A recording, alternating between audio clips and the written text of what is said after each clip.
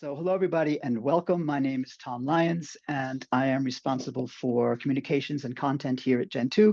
I'm also been the host of our global AMC Summit week. Today, we're talking about AMCs from the asset manager's perspective. So what you need to think about or understand or do if you want to launch an AMC and work with the provider. And we're very, very happy to have one of the premier AMC providers and service providers here in Switzerland. Sorry, I just got another chat over here with Fabio Oertle from AMC from ISP. Fabio, welcome, and why don't you introduce yourself to everyone? Thanks a lot. Pleasure to be here. Hi, Tom. Hi to all of you in the audience. It's a pleasure to be here. My name is Fabio. I'm member of the executive board of ISP Group. And my role within ISP is the head of capital markets. Not sure how many of you already know ISP. I'm sure plenty of you do. ISP is a broadly diversified investment boutique. We're having offices, 2 here in Zurich. This is where I'm sitting currently. Another one in Geneva, and also in Tel Aviv, Dubai, and Hong Kong. So we're around 100 employees these days, and I don't want to spend too much time bothering you guys with all the things that we do, but on super high level, we're active in the wealth management space, asset management as well. We do manage our own funds. We are active in fund placement, brokerage, both fixed income and structured products, and also in the digital asset space, and a few things more actually. But most importantly, this is what I'm responsible for, is the capital markets activities that we do. And this is where AMCs, our today's main topic, of course, play a major role. Absolutely. So maybe we can start off with you tell us a bit more about, I'm interested in where ISP is in the AMC ecosystems, like exactly all areas and where you position yourselves. Sure, with pleasure. I would say when it comes to AMCs, ISP is actually almost a little bit omnipresent, if I may say. I think we pretty much serve the whole spectrum of potential services in and around AMCs. In short, we offer AMCs ourselves, but we also help others to offer AMCs themselves. So this is what we do in short. We have 2 main teams. One, the paying agent team that is serving mainly institutional clients. We serve across the globe, 12 jurisdictions, and we help securitization platforms there as a paying agent to set up their products, providing a Swiss sizing and making them tradable. We also have another team that purely focuses on advising asset managers, particularly important, of course, for today, where we act as a one-stop shop, taking the asset manager at the hand and really launch products together with the AM from A to Z. These 2 teams are then within ISP complemented with a lot of further teams and services. So we have our own trading desk that helps you to trade not only the AMC as a product, but also all the underlyings needed to be traded within an AMC, from bankable to exotic. We also help on calculation agent services and setting up the products on systems like Telekurs, Bloomberg, etc. So one of the themes that we've been talking about this week is obviously what is an AMC and sort of the history of this product, because AMCs have been around for quite a while and you guys have been in this space also for quite a while. So can you, as a first part of this question, give us a picture of your AMC business and sort of from your particular vantage point in the market, and then we're going to talk afterwards about how the AMC market in general has developed. Sure. I mean, to draft a small picture of our ISP AMC business, I think this has grown massively over, I would say, around 8 years. Currently, we're around 12 to 13 billion US dollars in assets that we service. Over the last 8 years, we have launched over 2,500 products, with tendency obviously increasing as the business grew over the years. And within ISP, it got a really prominent revenue driver. So it's definitely a big part of our DNA within ISP. If we look then at ISP and how we position ourselves, what our what are our vantage points in the market, I would definitely say, first and foremost, it's the SPV setup that we have. Unlike banks, we issue our AMCs out of dedicated SPVs and therefore mitigate the issue risk. We all know it. There is the black swan events here and there. We've seen it with Lehman. This we want to mitigate, and this is exactly why we issue AMCs out of SPVs.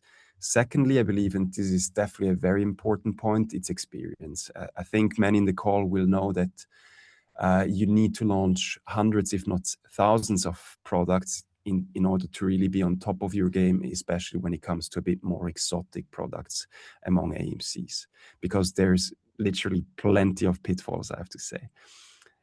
Thirdly, ISP is a fully regulated entity in all the countries that we're active in. Here in Switzerland, in our headquarters, we're a FINMA licensed security house.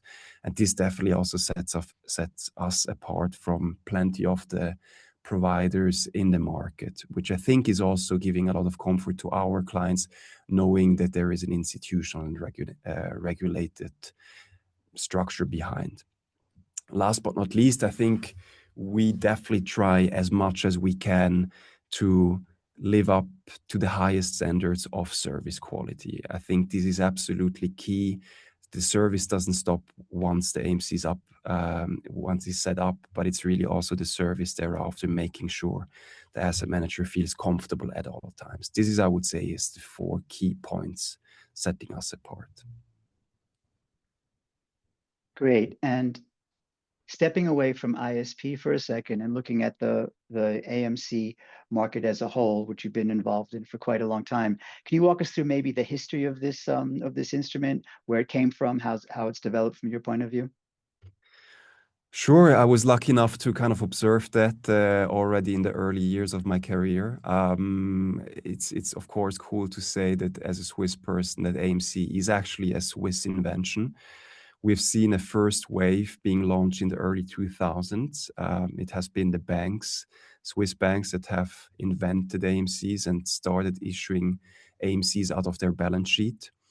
I personally was at banks before, the likes of UBS and Bank Vontobel, and this is where then I also was confronted with a lot of demand, but also, of course, some critics here and there. And the main critiques I got were, on the one hand side, the counterparty risk. We quickly touched upon that before. And secondly, also somewhat high trading fees. And this exactly kind of, these 2 points, they triggered the second wave of AMCs, as I would say, around 7-8 years ago. And this was really then once AMCs were issued out of SPVs. And ISP was among the first to launch AMCs out of SPVs. And this triggered really this second wave of big AMC demand. And, in the internet sources, it's, however, not really, let's say, there's not a lot of sources to it, but you can read that there is up to $1.2 trillion in the AMC market. So it got a really fairly significant market. Can you maybe go into a bit more detail about what exactly changed when we sort of moved from this on-balance sheet sort of typical setup to the SPV off-balance sheet world? Yeah, absolutely. And I really believe it's exactly the 2 points from before that really changed, right? By issuing the AMCs out of an SPV rather than the balance sheet, the issuer risk, that important, concern of many asset managers, got solved. This is one very, very important point. The other one is that once you do issue your AMC out of an SPV, you gain a lot of flexibility and you're actually not tied to your own broker desk. Giving you an example, ISP, of course, when issuing an AMC, it can provide easily access to its ISP trading desk. But all of us know that there is plenty of very, very good brokers in the market that many asset managers are already used to and would love to use. As a prime example, there is Interactive Brokers. So our setup enables asset managers to really use their broker of choice. But there is even more, by moving the issuer from the bank to an SPV, you also massively increase the investment universe. Before you were always limited to bankable assets, such as equities, bonds, and the likes.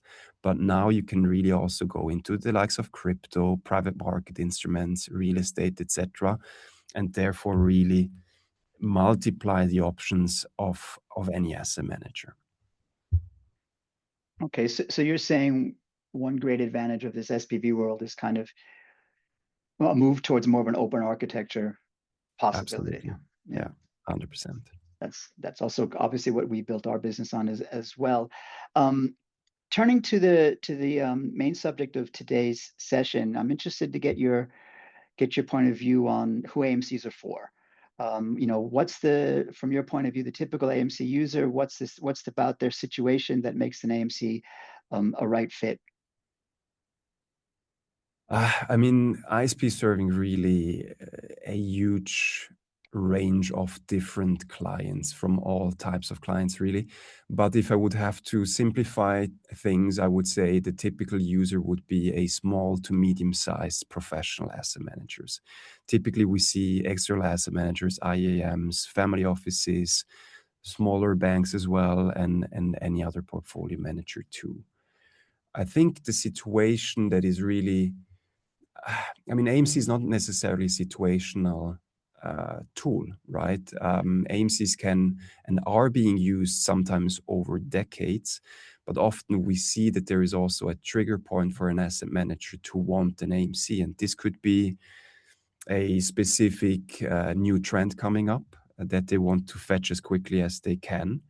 And there, the very time-efficient launch of an AMC can be super helpful.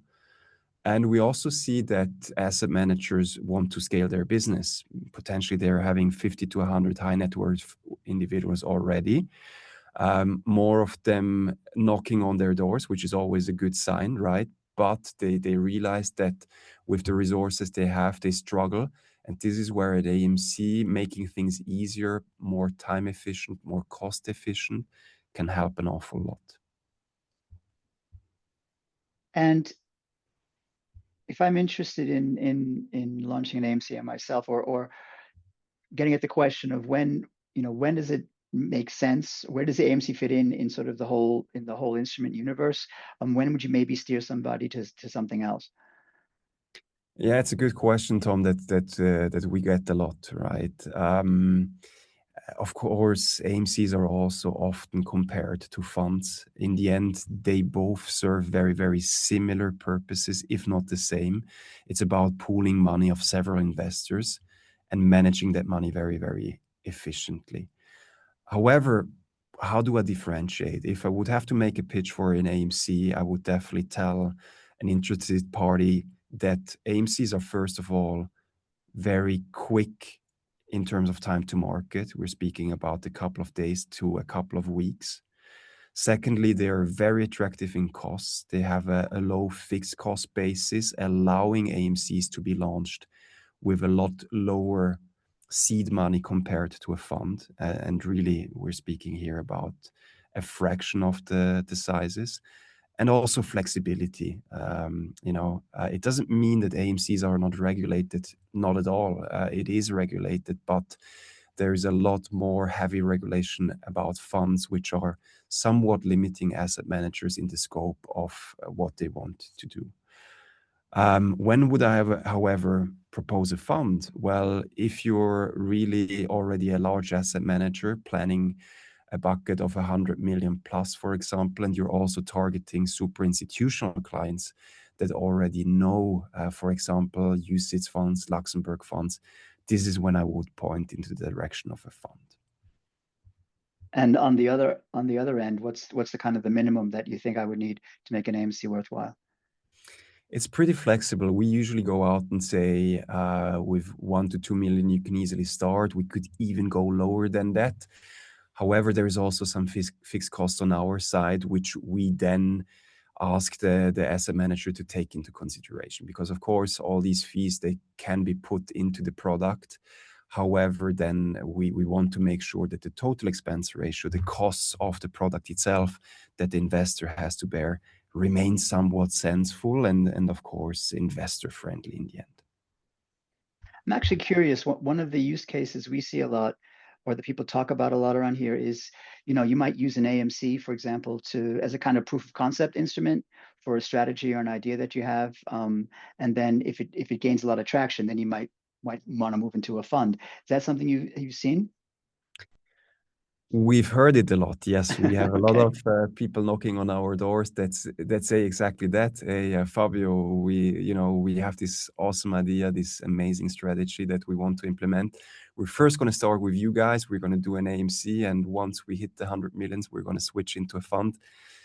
Unluckily for both, the investors and the asset managers, this has never happened. Of course, there's two reasons. First of all, it's always difficult to find so much traction to build your assets. But on the other hand side, and I think this is what we love to see, asset managers get super comfortable and happy with the AMC, and at some point they give up and they give up their idea of switching into a fund because they find out they're perfectly happy with the AMC. Okay. So you've said in our conversations before, and also we've seen this elsewhere in our business and in the AMC world, is basically talking about AMCs, you're probably talking about two main universes, right? You're talking about the bankable world, you're talking about and then the sort of alternative or non-bankable exotic space. So you want to walk us through those two types in practice?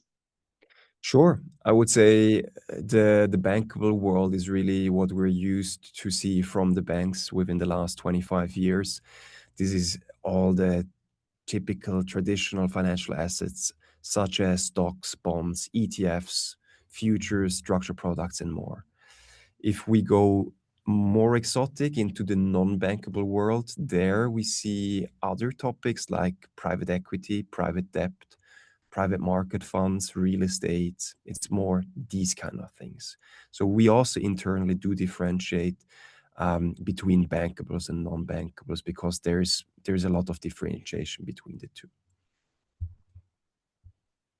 And what does the SPV structure enable on the exotic side? What how does that help? 'Cause you mentioned before that helps there a lot. So how does that help?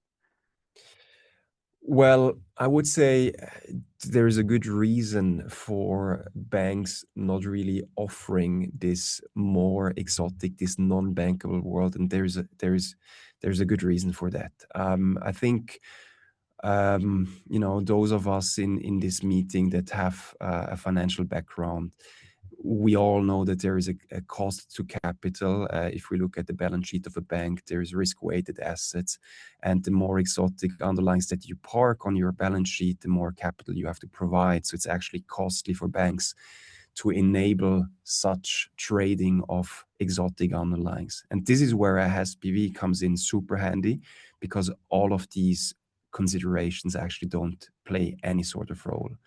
Of course, however, it also brings a lot of complexity, we must say. It sounds super easy to invest in a private equity, but the due diligence and the process around is actually quite demanding, I have to say.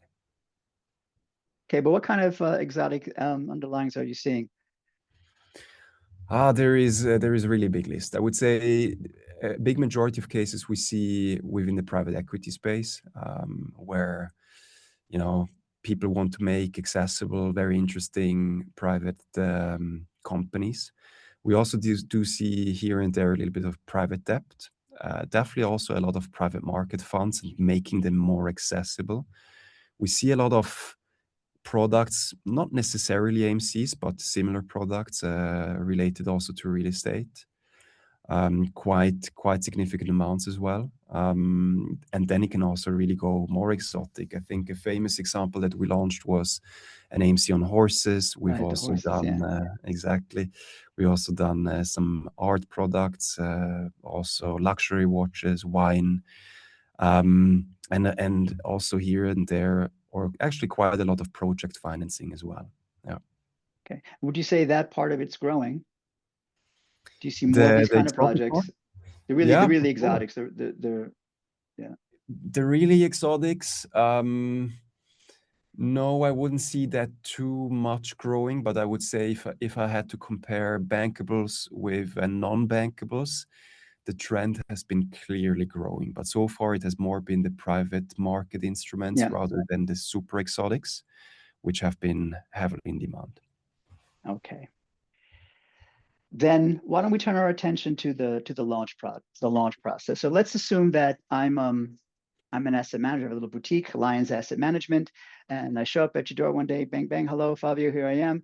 I have this really really amazing idea for a bankable investment strategy, and it's based on my proprietary AI-driven strategy using all sorts of global market data, sentiment analysis, and the tea leaves from my morning tea. And I really really believe in this. So I come in, but I don't know what to do.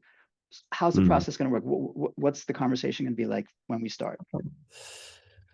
Yeah, cool. I mean, very nice idea of Lyons Asset Management. I would definitely be very happy to see you and see you in that function. Look, first of all, the two of us would be having a chat about the idea. You would tell me about your strategy. I would make a first feasibility assessment. We would see what sort of asset classes are you going to invest in? Is it kind of a pure equity AMC, or are you going to go into other things as well? And who are you targeting? Who's your target clientele? Once we have done that, in a second step, we focus on the structure. I would be able to tell you what product is best for you. Very often, this will be an AMC. We're also going to quickly discuss and decide on what jurisdiction we use to issue the product out of. Is that Channel Island? Is it Luxembourg or wherever? And we're also going to start fine-tuning a tailor-made price model for you. Thereafter, once all of this is kind of done and agreed, we would move over to first documentation. I would provide you a term sheet. I would provide you already with a draft of an agreement between you and the SPV that allows you to manage then the SPV's assets, while we internally will focus on approving the product. What does that mean? We would then, internally we have this elaborated process of reviewing each and every product, and depending on the risk associated with it, we have more and more people involved into approving then this product up to the executive board. Thereafter, once the product is approved and you have your documentation ready, we would also provide the product with an ISIN, making it tradable and setting it up in the necessary systems, right? We would set it up on Bloomberg. We would set it up in our core banking system and also a reporting system. Before then, in the last step, the product would go live. So once it's live, we're ready for the first couple of subscriptions. Money will come in. You will have the joy of doing your first rebalancings. And then shortly thereafter, we're going to be providing the secondary market for incoming orders. And, this is then where also really the service starts then over time, providing a proper life cycle management to the asset manager and asking any question that might come up. So those are the valuations and if there are any corporate actions or anything else involved with it. Going back to the structure, I'm assuming you're going to recommend an AMC if it's really something where I'm going to be doing a lot of rebalancing, actively managing various amounts of assets. Correct. Right. Okay. Yeah, absolutely. I think, to enlarge here a little bit the scope, I mean, we see three main types of products, which is AMCs, credit-linked notes, and trackers. AMCs is definitely, let's say, the top dog among the three. It's the most often used. It's the most flexible one. Trackers are very similar, but they're not discretionarily managed. They're rule-based. While a credit-linked note is less of a fund-like instrument, but more of a securitization of a private loan. So it has more this debt character. But AMCs, as mentioned before, is really the product structure most often used, simply because it's super flexible and a very, very good tool. Great. So my next question is, because I'm an independent, I'm kind of by myself. I have a small team, and I'm not set up for a lot of paperwork or admin, and I'm coming into the onboarding process. What exactly are you going to be expecting from me? What do you need? What's it going to involve? How detailed is it? All right. I can tell you it's quite a bit of science. I really have to tell you. I think, ISP being in this business now for 8 years, and I'm sure you have seen the same on your side too. Yeah. There is so much to it. This is why, for the benefits of the audience, I don't want to go into too many details, but I think to give still a good idea, there is in the end three things that we focus on. First of all, the asset manager as a firm. We check, does the asset manager have the proper license to manage an AMC?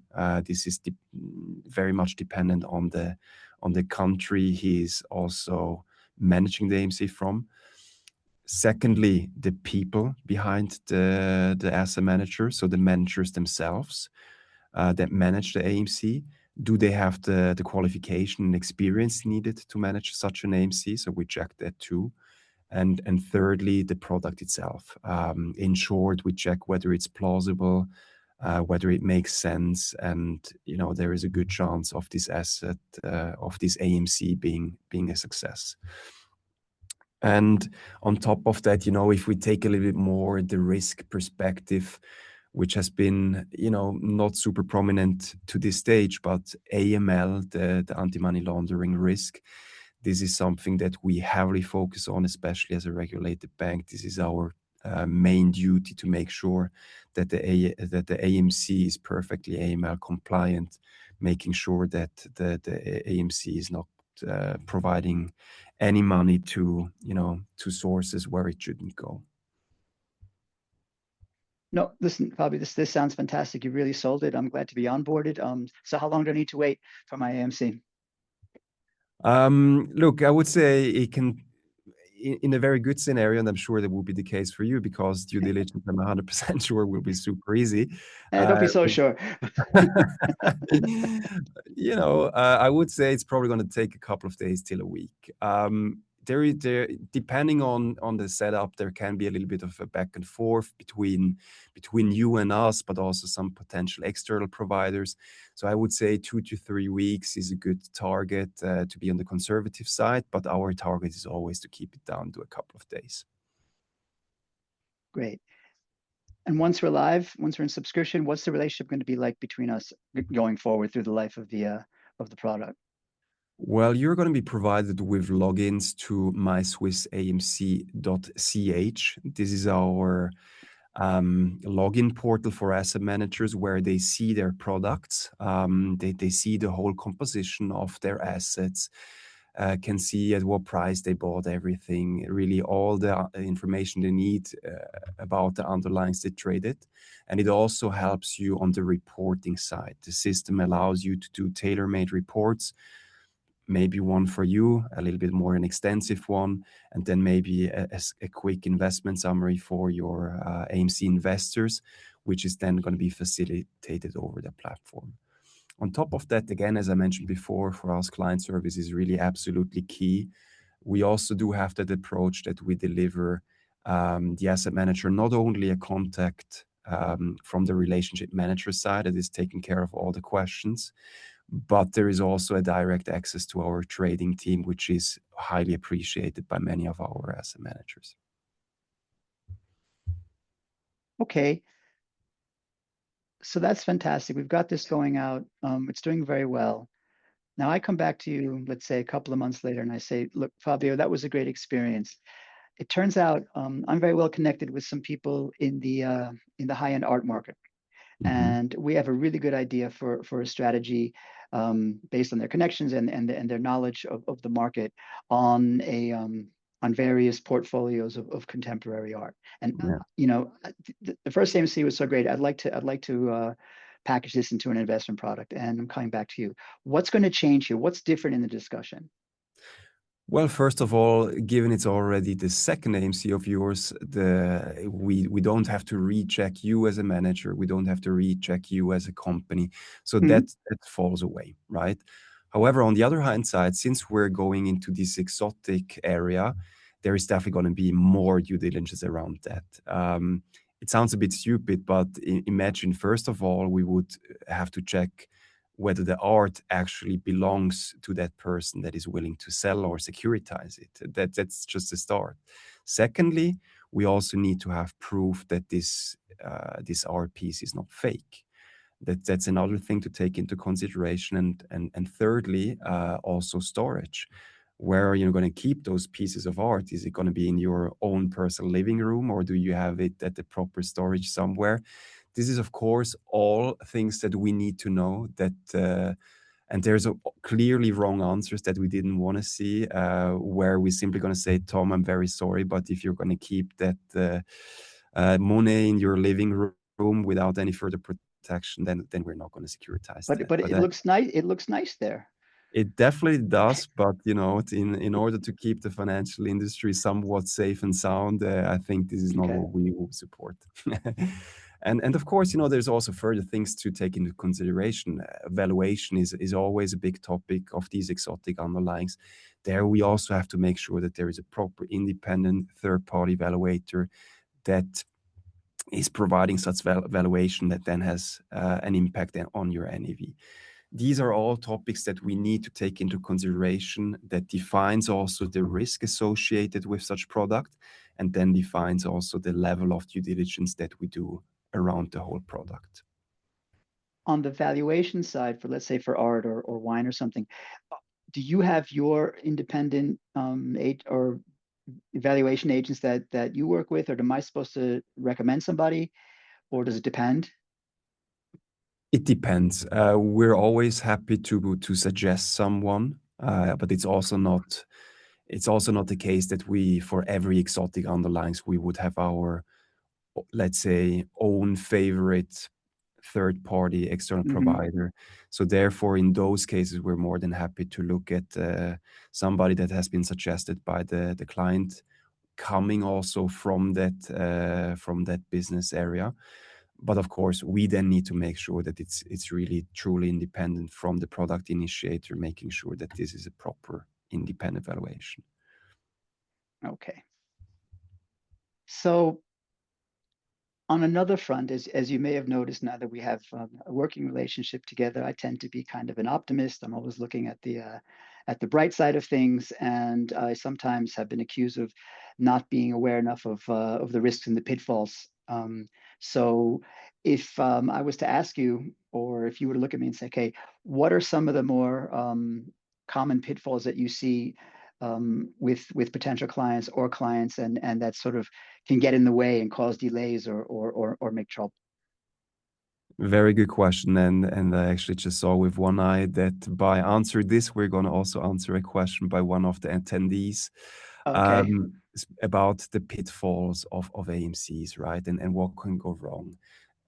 What can also cause delays, right? I think we have to be aware that setting up an AMC, theoretically speaking, it can be super quick. But experience shows that there's, as always, some externalities. There's things that we as an AMC provider also cannot influence. There is, for example, a couple of jurisdictions that we're also active in, where each and every AMC before launched has to be approved by the jurisdiction's regulator. And of course, we cannot go knock on his door and say, hey, you do this now. They sometimes have response policies of a couple of days. There you simply have to wait, and sometimes it takes longer and you cannot do anything about it. The same goes, about external accounts. Interactive Broker, for example, fabulous broker, but also their account openings can take a bit of time. And this is nothing that we can influence too much. So there we always have to manage, of course, then the expectations of both clients and investors, making sure that they don't plan the issuance too early. This is externalities. The other pitfall, or let's say thing that can cause unexpected delay, is definitely the due diligence. If we're speaking about an art project like we had before, Tom, there is quite a bit of due diligence to be done, and also quite a few documentation that we would ask you to provide. But I have to say, and there I'm really, really happy. I would say 4 or 5 years ago, we've seen, clients rather being a bit unhappy with all these questions, but there has really been a trend reversal, which we're very thankful, and clients do really understand now that we as an AMC provider and a regulated bank, we actually work in their best interest when we check everything thoroughly. So there, you know, nowadays the understanding is there that there's quite a bit of due diligence around these AMCs. And staying on the topic of the over optimistic, I mean, what are the things that clients typically underestimate the most when they come into this? It's definitely raising money. It's raising money. Okay. You know, I think lots of small asset managers, they have brilliant strategies, but you have to have the network to fund your AMC. And we see that often also for unregulated asset managers, actually. Yeah, and what happens then? Let's say I come to you and I say, sort of at the end of our first meeting, oh, by the way, Fabio, I'm not regulated. Or you know, how do you handle that? Is this possible? You know, what are some of the things that can go wrong? Well, it is possible. We do have a couple of partners, and ISP itself is actually also offering that service where we partner up with an unregulated asset manager and launch an AMC together. Sticking to the example of ISP, ISP would then be your regulated asset manager, while the unregulated asset manager would serve as an advisor to Mhm. ISP. So this unregulated portfolio manager would basically send us his advices on what to trade within the AMC. And ISP, then our wealth management desk, would look at these advices, check them, whether they fit into the AMC's investment universe and strategy. And if yes, we would go ahead with such trade, of course, if sensible. What can go wrong? I think, yeah, a lot of these unregulated asset managers are naturally small. So they have exactly that issue that we were talking about before. You know, they might have a really, really good strategy, some super quantitative, back-tested AI strategy or whatever. Tea leaves, don't forget. Yeah, exactly. But then it's really hard to find people to invest in. You know, Yeah. this is what we see them struggling with. Okay. So this has been fantastic so far. We're already 3/4 of an hour in. I'd like to sort of get towards the end of this, and I'm afraid to say to you and to the audience, you just can't go through subjects like this these days without talking about AI or crypto. So that's what we're going to do. You know, because like I said, we had a the Gen 2, we have a Gen 2 digital subsidiary, which does a lot of stuff with digital assets. We had a session with Signum Bank on Monday night talking about crypto and AMCs. It's a hot topic for various reasons, but I want to get your take. How is the, you know, what's the use of AMCs in the crypto space? What are you seeing? And how's that conversation going now as opposed to maybe, I don't know, a year ago? Mm. I would definitely fully agree that crypto is still a very hot topic. But I have to say, and I have to admit, for me personally, it's still a lot of talk while very little or at least less action. And this is, I wonder why. You know, I think it could also be that the crypto downturn that we've seen lately. I mean, it's coming up these days again a little bit, but there has definitely been a little bit of a downturn compared to a couple of years ago, when there was this whole hype about, you know, institutions are getting into crypto now as well. I think this has got a lot calmer. It seems like not a lot of asset managers have jumped yet on this crypto craze. But still, look, I think there's definitely potential. Probably just takes time and adoption. But at the moment, it's not such a big demand as it might seem. Okay. Although I think on our side, I mean, because I have to out myself. I was in crypto for 7 years before I joined Dentsu, and I've been, you know, there's downs and ups and downs and ups, Yeah. and it's incredibly, as everybody knows, incredibly volatile.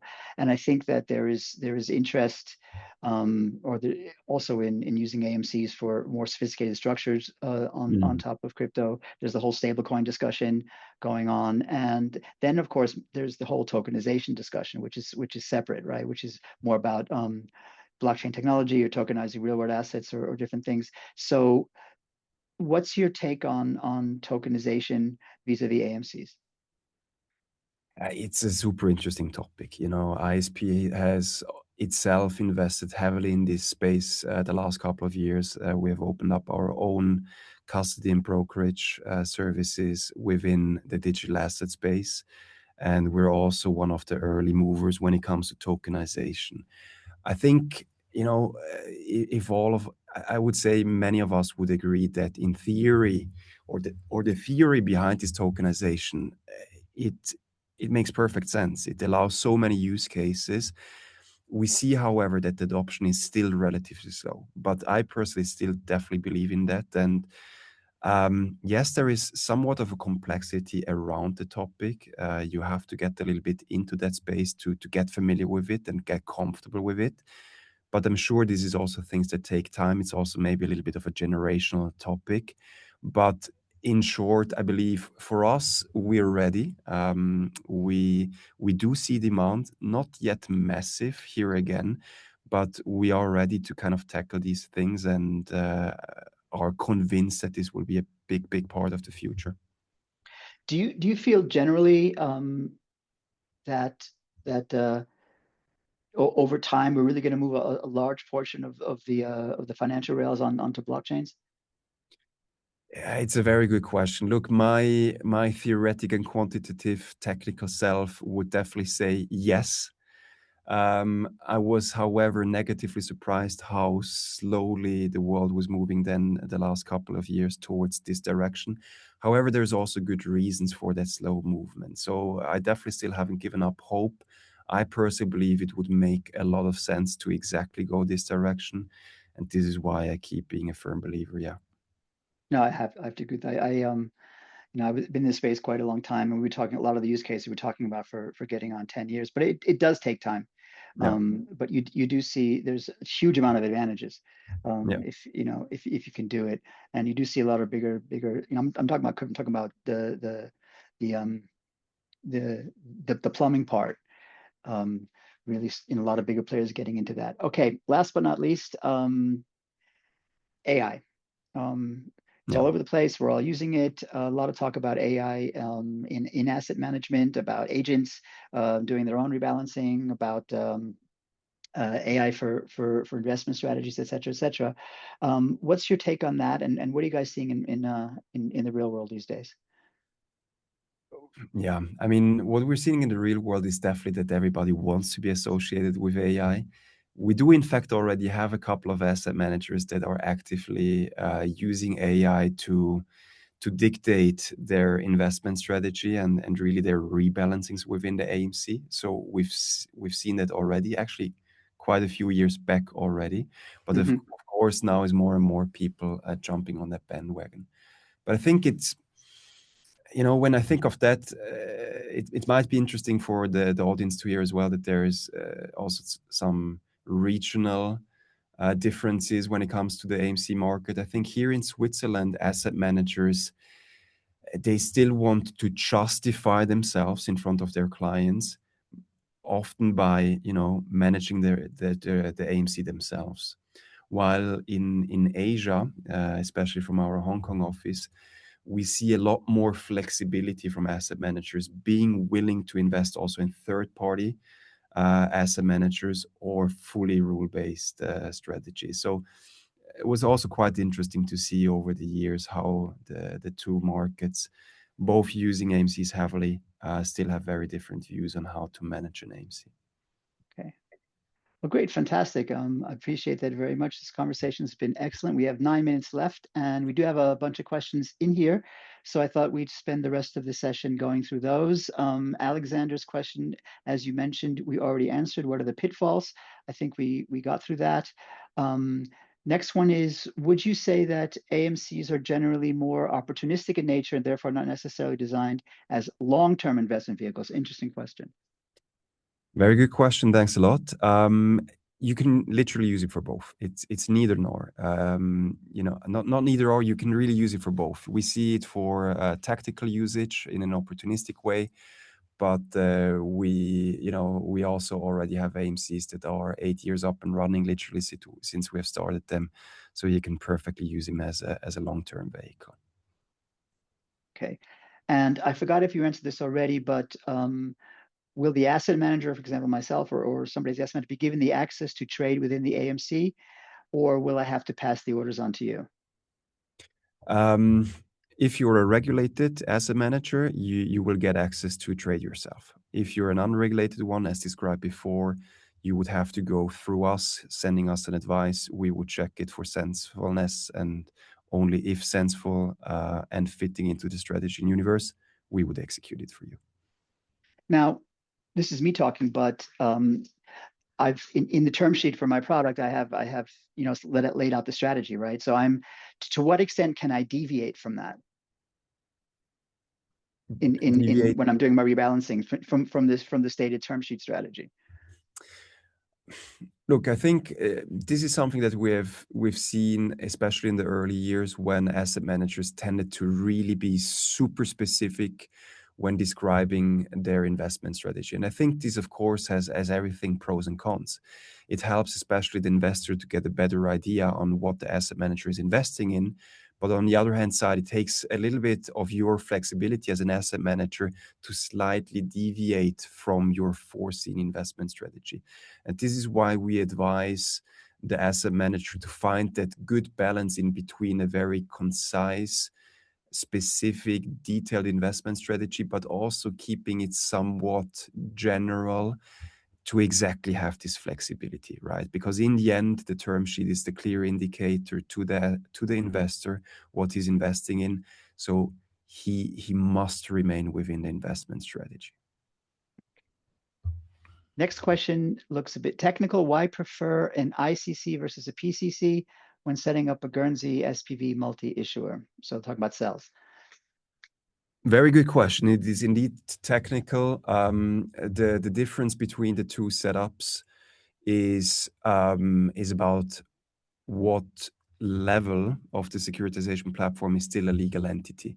So in the protected cell company, the PCC itself is a legal entity, while then the newly incorporated PCs underneath wouldn't be legal entities anymore. They would be segregated as per the statutes and the company law of the specific jurisdiction. While in an ICC, the incorporated cell company itself is also, like the PCC, a legal entity, and all the ICs underneath are legal entities as well. So they're not only segregated by statutes and company law of the jurisdiction, but there is this additional feature that each and every IC is its own legal entity and therefore provides some extra stability, comfort, security, name it as you like. Okay. From the same questioner, perhaps with an eye to a product, he wants to know, does ISP have experience in-house for evaluating sustainable assets, let's say batteries, solar, hydro, wind, recycling, those kind of things? Short answer is no, we don't. But then we'd find someone. Yeah, absolutely. Yeah. Okay. I think, I mean, to give some background there, the exotic underlyings within AMCs, they are hardly ever very frequently evaluated. And this is also often not what's needed. Giving an example, somebody investing in a private equity, that where the target is clearly to make the private equity accessible until it goes IPO. If the road to IPO is 5 to 10 years, I would expect there may be 2, 3, 4 valuation events in the meantime. This could be bigger transactions in the market. It could be an independent valuation by somebody like PwC, KPMG, etc. But it's not like there is a need to absolutely evaluate that on a very frequent, like monthly, quarterly basis, as long as the investors are perfectly known that the product will behave as such and only have an updated NAV once there is an updated valuation. Okay, great. Now I have two questions that are related, so I'm going to combine them. One is If an AMC is to be offered to investors, both high net worth and institutional, across multiple countries, not just in Switzerland, what additional considerations need to be taken into account? And on top of that, somebody who was here at the session yesterday, which is cool. Yesterday, we learned that an American person like myself, resident in Switzerland, cannot buy a Swiss AMC. How can you control that if you don't know who is putting money into the AMC? All right, very good questions. I think the AMCs are a very, very international product, right? So theoretically speaking, they can be bought from pretty much anywhere. Yes, there is the usual selling restrictions. There is often, or pretty much always in Swiss products, the US person selling restriction.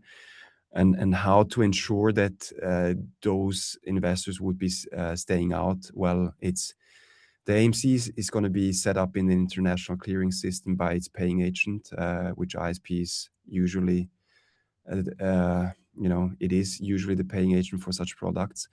And so if somebody buys such AMC, he has to go through his custodian bank. Let's say the investor has his account at UBS. So UBS will see on the product term sheet that this is only for qualified investors first, but it also restricts US person. And UBS then will know that, hey, you're actually a US person, Tom, you're not allowed to buy this AMC. So this is made sure this way. And coming back to the first question, you might have the reason for this question might be that it's not everywhere as simple to buy AMCs as in Switzerland. Yes, Switzerland is really the prime market of AMCs. Each and every bank allows a subscription. It's super easy. There's other markets where it's a little bit more tedious. Again, theoretically speaking, it's a clearable product. Every bank, every broker, financial institute can buy it. But there's some reasons why some banks wouldn't facilitate it for different reasons. But I think the same we've observed 20 years ago in Switzerland. So it just takes time until AMC is becoming bigger and bigger in all those countries. And then I'm sure they will adopt and make sure that AMCs can be subscribed by any bank as well. If we're investing in private equity, how do you manage capital calls? Another very good question. This has been a little bit the holy grail of the industry for the last couple of years. So far, it's simply not possible, but we are in, let's say, the late stage phase of finding solutions, and we do believe that we're very close to having found one. But I don't want to overpromise at this stage. But so far, it has been super tricky simply because, AMCs are certificates, while what we're trying to mimic is coming from the fund world. But the certificates world, with all the financial infrastructure, is not set up alike, and this is why it's pretty difficult. Okay, fantastic. One more question, and I think we're already at time. Anonymous asks, can an AMC only be promoted via private placement? Is there any regulatory risk doing it? And I guess this also touches on the idea of retail as well. I would say within ISP, yes, 99.9% of the products we launch are private placement. It's not actually a must. There is ways to also offer it to retail. Mm-hmm. However, from our experience, it is, first of all, not in very high demand. This is what we see first. And secondly, it just brings a lot of additional costs, a lot of additional effort. Remember that if you go out and do a public offering, you have to have a prospectus. And it brings a lot of additional extra efforts, which is making the whole setup a lot less cost efficient. But theoretically speaking, it's possible indeed. Well, fantastic, Fabio. Thanks so much. We've reached our time. Thanks a lot for coming by and sharing your time with us. It was a really, really interesting and I thought in-depth discussion. Also, thanks to everybody who showed up and stayed till the end, which is most of you, which is always a good sign. And I wish everyone a great rest of the day and hopefully see some of you guys at the sessions tomorrow and Friday. Thanks a lot. Take care. Have a good day. Bye-bye.